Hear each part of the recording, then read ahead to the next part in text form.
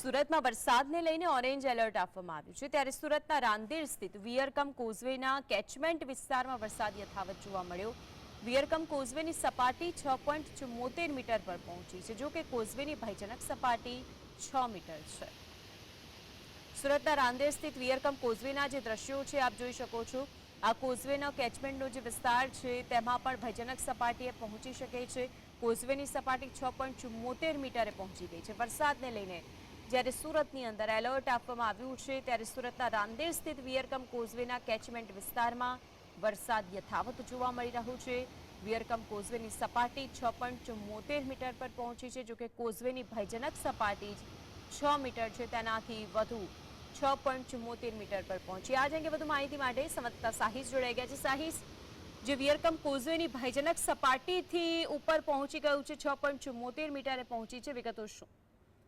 जी बिल्कुल, रांदेर स्थित वियरकम कोजवेना केचमेन्टना एरियामां वरसाद यथावत जोवा मळी रह्यो छे। त्यारे कोजवेनी सपाटी 6.74 मीटर पहोंची છે અને કેચમેન્ટ એરિયામાં વરસાદ રહેતા કોઝવેની સપાટીમાં ઉત્તરોત્તર વધારો જોવા મળી રહ્યો છે। ત્યારે કોઝવેની ભયજનક સપાટી 6 મીટર વટાવી ચૂક્યું છે અને જ્યાં હાલ કોઝવે 0.74 મીટરે સંપૂર્ણપણે ઓવરફ્લો જોવા મળી રહ્યો છે। કોઝવેનો માર્ગ હાલ પાણીમાં ગરકાવ જોવા મળી રહ્યો છે। હવામાન વિભાગ સુરત સહિત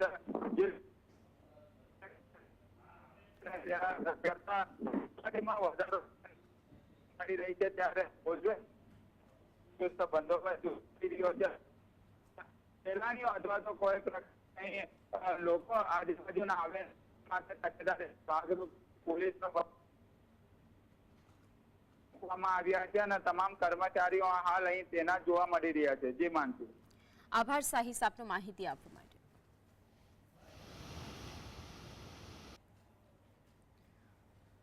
રાજકોટના ધોરાજીમાં આવેલો ભાદર બે ડેમનો એક દરવાજો અડધો ફૂટ જેટલો ખોલવામાં આવ્યો। ડેમના ઉપરવાસમાં પડેલા વરસાદથી ભાદર બે ડેમમાં નવાનીની આવક થઈ। ધોરાજીના ભૂખી ગામ નજીક આવેલ ભાદર બે ડેમ જુલાઈ માસના રૂરલ લેવલ મુજબ સંપૂર્ણ ભરાઈ જતા ડેમનો એક દરવાજો ખોલાયો। આ સાથે ઉપલેટા તાલુકાના ડુમિયાણી, ચીખલિયા, સમઢિયાળા, ગણોદ, ઈસરા, કુંડેજ, ભીમુરા, ગાધા, ગધેડ, હાડફોડી, લાડ, મેલી મજેઠી, નીલાકાત, તલંગણાને એલર્ટ આપવામાં આવ્યા છે।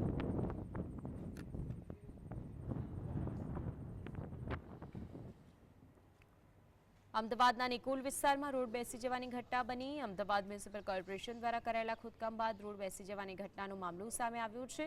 વિપુલના વેદ બંગલોઝ પાસેથી 1 થી 1.5 ફૂટ જેટલો રોડ આખો બેસી ગયો છે। આના કારણે બંગલોઝના રહેવાસીઓને હાલાકીનો સામનો કરવો પડે છે।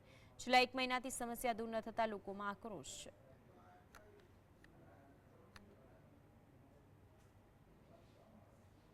અમદાવાદના નિકોલ વિસ્તારની અંદર આવેલા વેદ બંગલોઝ પાસે સંપૂર્ણપણે રોડ તમે જે પ્રમાણે જોવામાં આવે તો બેસી ગયેલો જોવા મળી રહ્યો છે। 1 થી 1.5 ફૂટ જેટલો રોડ છે તે ખોદી નાખ્યો હતો। ત્યારબાદ જે કામગીરી છે તે કોર્પોરેશન દ્વારા નથી કરવામાં આવી। સાવધાનનું બોર્ડ મારી દેવામાં આવ્યું છે અને બોર્ડ મારીને કોર્પોરેશન દ્વારા જે છે તે સંતોષ માની લેવામાં આવ્યો છે। એટલે કે તમે જે પ્રમાણે દ્રશ્યો જોઈ રહ્યા છો તે પ્રમાણે 1 થી 1.5 ફૂટ જેટલો જે રોડ છે તે સમગ્ર રોડ જે બેસી ગયેલો જોવા મળી રહ્યો। ખાડો જે 1.5 ફૂટ જેટલો છે તે જોવા મળી રહ્યો છે।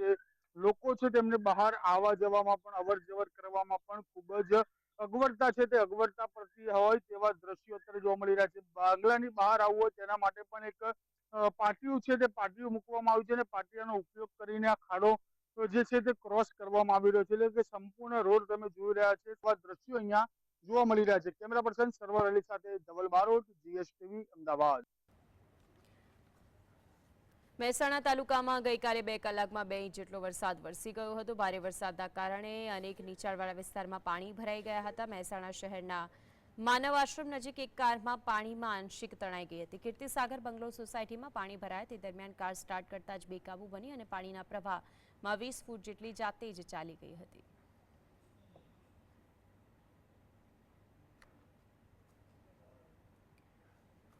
નવસારી શહેરમાં ફરીવાર ઇમારતનો જર્જરિત ગેલેરીનો હિસ્સો તૂટી પડ્યા હોવાનો બનાવ બન્યો। રમાબેન હોસ્પિટલ પાછળ આવેલા રહેણાંક ઇમારતની ગેલેરી એકાએક તૂટી પડી। શહેરમાં અનેક જર્જરિત ઇમારત હોવા છતાં પાલિકા માત્ર નોટિસ આપીને સંતોષ માને છે। નગરસેવક અશ્વિન કહારે ઓડિયો નોટ મૂકી પાલિકાને કામ કરવા ગુહાર લગાવી।